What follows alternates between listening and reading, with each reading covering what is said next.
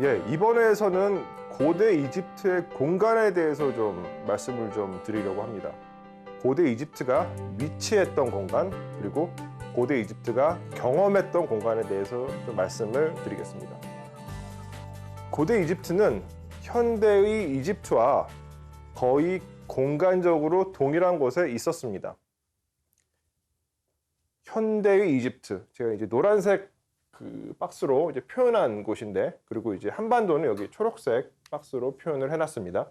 이 현대의 이집트는 한반도에서 한 8,700km 정도 떨어진 곳에 있습니다.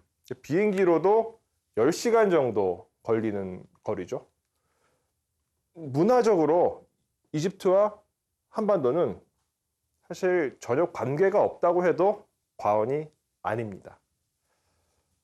그런 면에서 이집트뿐만 아니라 시간적으로 더 멀리 떨어져 있는 고대 이집트는 현대 한국인에게는 완전히 낯선 시공간이라고 할 수가 있겠죠. 그러면 이제 고대 이집트에 조금 더 가까이 다가가 보겠습니다. 이것은 지중해와 이집트를 표현한 지도입니다. 이집트는 지중해 세계에서 가장 동남쪽에 위치하고 있죠.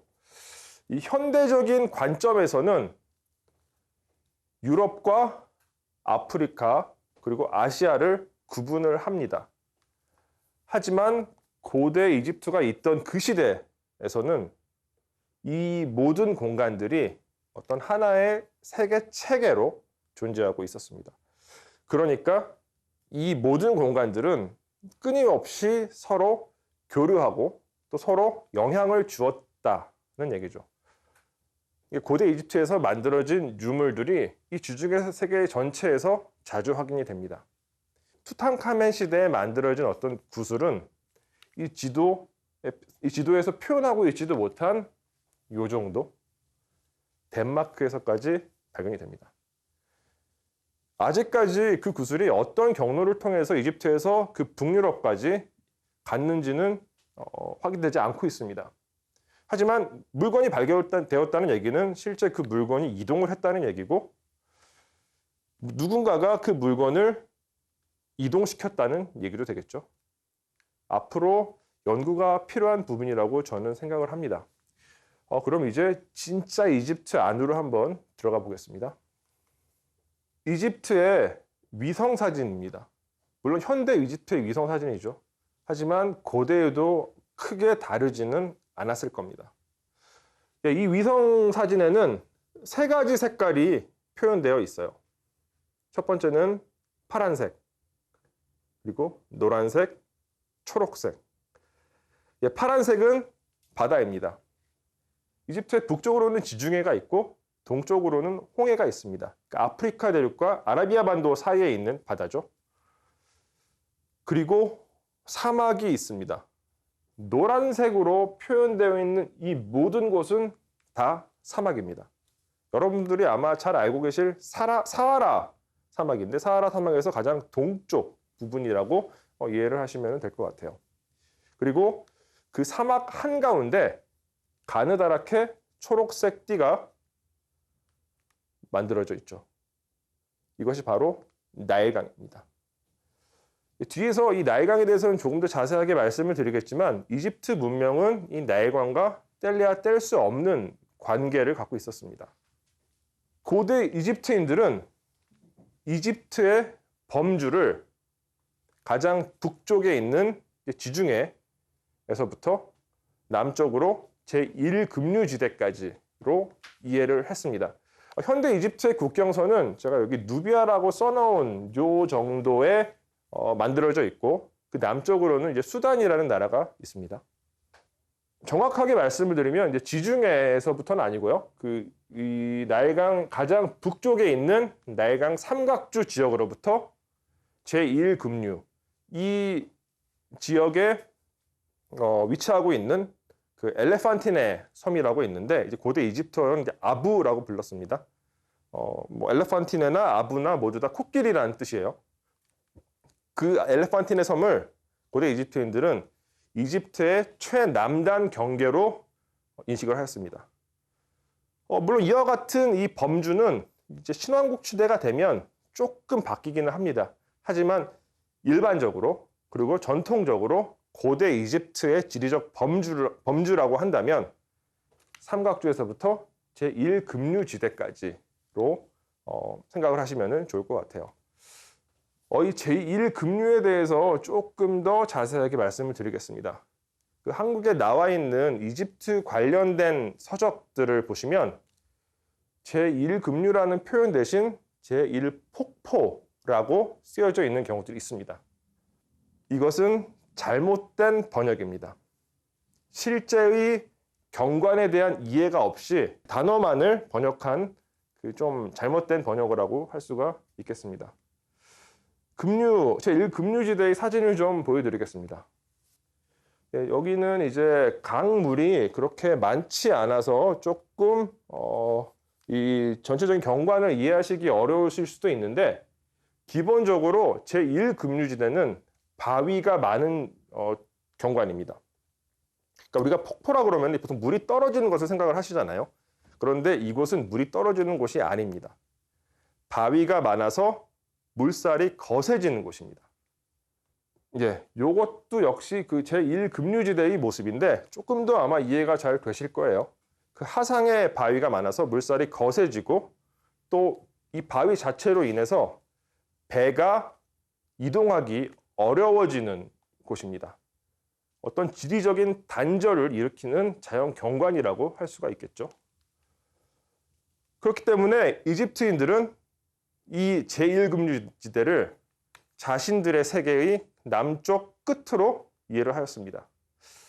다른 나일강의 경관들을 좀 비교를 해보시면은 훨씬 더 그 곳이 얼마나 그 특이한 곳인지 이해를 하실 수가 있을 겁니다. 이것은 이제 아스완 지역에 있는 나일강이고요. 그냥 일반적인 강입니다. 그리고 이것은 이제 룩소르 지역의 나일강이고, 이건 카이로, 현대 이집트의 수도죠. 카이로에서 흐르고 있는 나일강의 모습입니다. 카이로 이제 남쪽으로 약간 이제 시 외곽에서 찍은 사진인데, 저 멀리 보시면 이제 도시가 이제 현대적인 도시가 형성되어 있는 걸 보실 수가 있을 거예요. 이집트인들은 자신들의 땅을 언제나 둘로 나눠서 이해를 했습니다. 상이집트와 하이집트가 그것인데요. 근데 아마 조금 헷갈리실 수도 있을 것 같아요. 하이집트가 북쪽에 있고 상이집트가 남쪽에 위치하고 있습니다.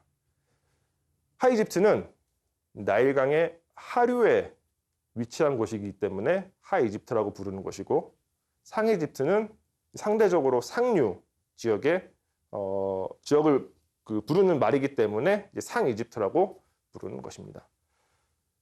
두 지역은 경관적으로도 굉장히 큰 차이가 있습니다. 이 하이집트 지역은 나일강 삼각주 지역입니다. 반면에 상이집트는 길게 띠를 형성하고 있는 나일강 계곡 지역이라고 생각을 하시면 되죠.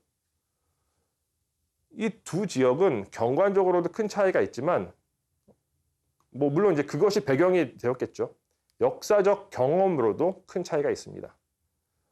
언제나 이집트가 분리가 되면 이집트는 하이집트와 상이집트로 분리가 되었습니다.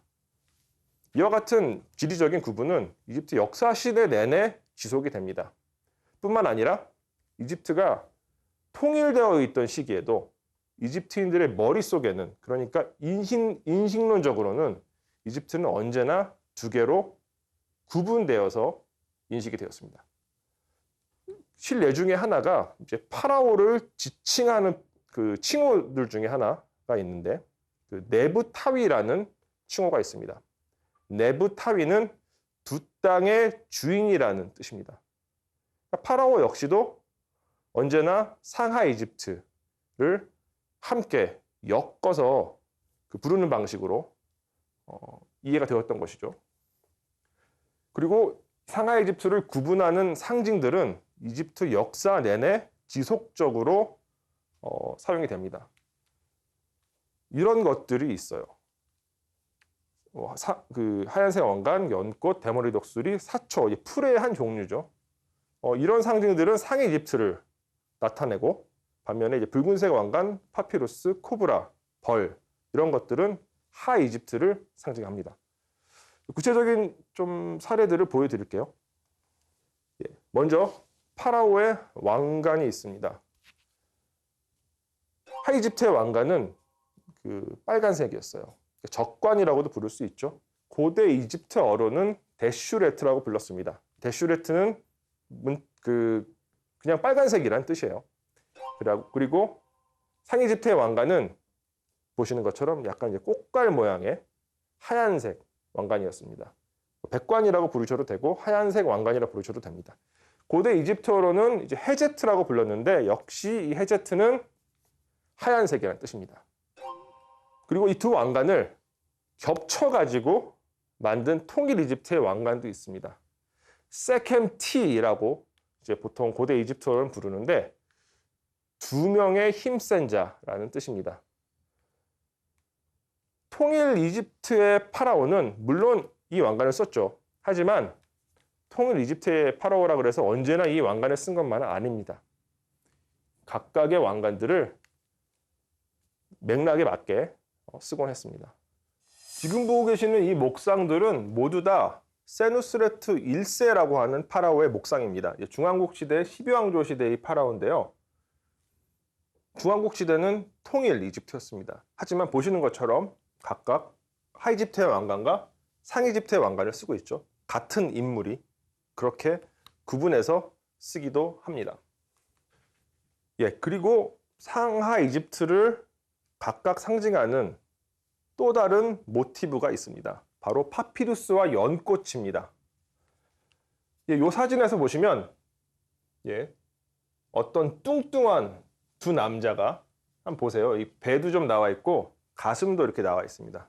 이 뚱뚱한 두 남자가 이렇게 길다란 그 끈처럼 표현되어 있는 식물을 묶고 있습니다. 그런데 여기서 이 묶고 있는 식물이 두 종류예요. 좌측에 있는 요 약간 끝이 갈라져 있는 식물은 연꽃입니다. 그리고 우측에 있는 끝이 약간 이렇게 그냥 동그랗게 약간 이렇게 그 곡선으로 되어 있는 식물은 파피루스입니다. 파피루스는 하 이집트를 상징하고 연꽃은 상 이집트를 상징합니다. 그 두 개의 식물을 묶고 있는 요 뚱뚱한 두 남자는 나일강입니다. 하피라는 신인데요. 이 하피라는 신은 나일강의 신입니다. 그러니까 이 장면은 나일강을 통해서 상하 이집트를 엮고 있는 장면이라고 이해를 하시면 될 것 같아요. 고대 이집트어로는 세마타위라고 불렀습니다. 세마는 엮다, 묶다 이런 의미를 갖고 있는 동사고 타위는 일단 타는 고대 이집트어로 땅을 뜻합니다. 고대 이집트어에는 이제 쌍수형 그 어미라는 게 있는데 그 위라고 하거든요. 그것을 어떤 단어에 붙이면 그 단어가 쌍으로 존재하고 있다는 뜻이 됩니다. 그렇기 때문에 타위 하면은 이제 땅이 두 개 있다. 두 땅이라는 뜻이죠. 그래서 세마 타위라고 부르는 아주 자주 등장하는 장면입니다. 대부분 파라오가 앉아있는 좌상 측면에 그려지는 경향이 있습니다. 그리고 또 있습니다. 고대 이집트인들이 상이집트와 하이집트를 구분해서 표현할 때 사용하는 상징들이 코브라와 대머리 독수리입니다. 좌측에서 보시는 코브라는 와제트라고 하는 여신입니다. 부토라는 그 도시의 수호신이었는데 이 부토는 그 나일강 상박주 지역에 있습니다. 그런데 점차적으로 이 여신이 관장하는 지역이 넓어져 가지고 결국에는 하이집트 전체, 상박주 지역 전체를 전체와 관련이 있는 수호 여신으로 여겨지게 된 거죠. 그리고 이 대머리 독수리는 네크베트라고 하는데 상이집트에 있는 네켄이라는 도시의 수호신이었습니다. 역시 같은 방식으로 결국에는 상이집트 전체의 수호신이 된 것이죠. 아까 말씀드렸던 파피루스와 연꽃도 함께 표현되어 있습니다. 파피루스는 하이집트, 연꽃은 상이집트라고 말씀드렸죠.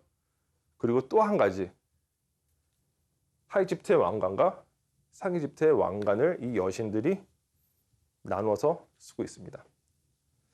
이만큼 고대 이집트인들은 이게 상하 이집트를 구분하는데 어떤 강박관념 같은 거를 좀 느꼈었던 것 같기도 해요. 물론 상하 이집트를 나누는 상징은 또 있습니다. 사초와 벌입니다. 사초, 벌. 사초는 네수트라고 있는데 상 이집트의 왕을 뜻합니다. 그리고 벌은 비티라고 있는데 하이집트의 왕을 뜻합니다. 그래서 이 두 개를 한꺼번에 같이 읽으면 네숫 비티가 되는데 상하 이집트의 왕이란 뜻이죠. 파라오들한테 붙던 칭호들 중에 하나였습니다. 거의 모든 파라오들은 다 상하 이집트의 왕이라는 칭호를 갖고 있었죠. 그리고 여기서 한 가지 또 설명드릴 것은 이제 네부타위라는 글자도 쓰여져 있습니다. 아까 제가 파라오가 갖고 있던 칭호들 중에서 두 땅의 주인이라는 칭호가 있다고 말씀을 드렸는데 요 반원형 글자가 네부라는 뜻으로 주인이라는 뜻이고요. 요 길다란 짝대기에 점이 3개 찍혀 있는 요 글자는 타입니다. 타. 땅이라는 뜻인데 두 개가 있기 때문에 타위라고 이제 부르는 것입니다. 그리고 이제 뒤쪽에 쓰여져 있는 요 글자는 우셀, 마트, 라, 메리, 아멘이라는 이름입니다. 람세스 3세의 즉위명이에요. 그리고 요 이름이 쓰여져 있는 요 타원형을 이제 카루투시라고 부르는데 요것은 그 왕의 이름을 쓰는 그 중요한 형식 중에 하나였습니다. 이집트를 둘로 구분해서 이해를 할 수 있다고 제가 지속적으로 말씀을 드리고 있는데 이집트에는 상하 이집트의 구분 이외에도 또 다른 구분이 있습니다. 바로 검은 땅과